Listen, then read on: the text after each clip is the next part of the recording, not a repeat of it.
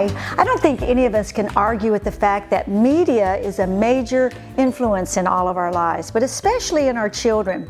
I hope you get a chance to read this week's blog that I wrote called Proportions Matter, because it deals with this crucial issue. You know, I think that it takes a focused strategy to ensure that our children aren't getting the wrong message, that our faith is really marginalized, that it's weak, that it's not really a part of the real world. Here are a few tips that I think will help you in this area of taking control of media. Number one is to simply understand that we need designated times for media, that we don't just turn it on in the morning and it's the last thing we turn off at night, but that we have parameters, and that we as adults model that in our own lives, that we say, hey, I got to get off Facebook, I got to get off the Instagram, and we say to our kids, no, we're not turning it on right now. Go outside and play, go read, let's go do something together. So designated times for media. Number two, to make the first choice, to take control. When we turn on the TV, many times I say, hey, I get to make the first choice, and then it's your turn. And I choose VeggieTales, 2 segments of VeggieTales. Sometimes they push back, but most of the time they just keep watching 3 and 4 and 5, because once they get into it, they just love it.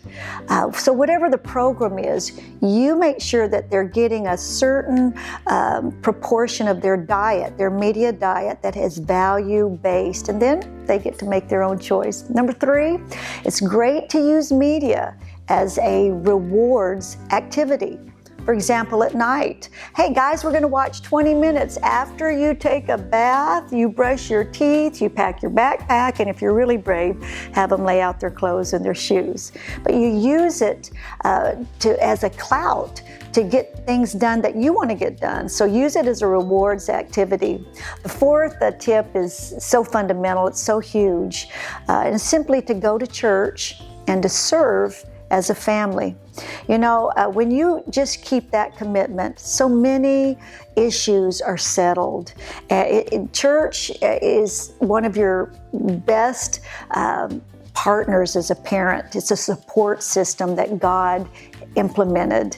And so many of our memories as a family, our favorite memories, have to do with the special programs, the relationships, the outreaches at church. So make sure you make that a part of your life.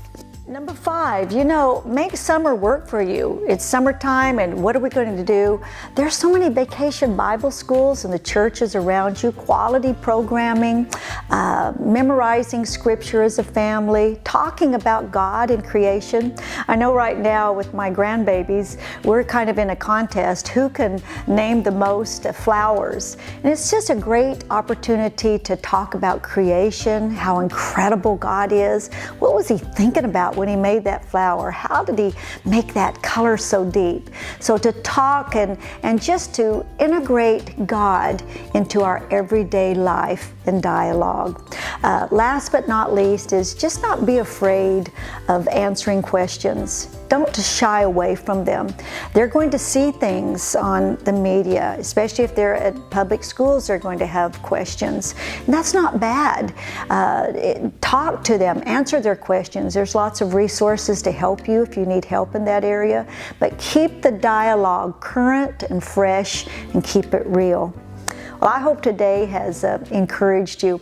I hope that you choose to stay focused, to have a strategy, to be strong, to never give up, and most of all, just to know that God's with you. You know, at the end of the day, you can do all the right things as a parent, but the bottom line really is giving God our children, trusting Him, knowing that He's going to cover them and that they're going to know Him in a personal way. I hope today has encouraged you. I hope you choose to be focused, that you choose to have a strategy, to be strong, to take control, but most of all, just to never give up and to know that your kids really can become best buddies. Let's talk some more next time. Bye-bye.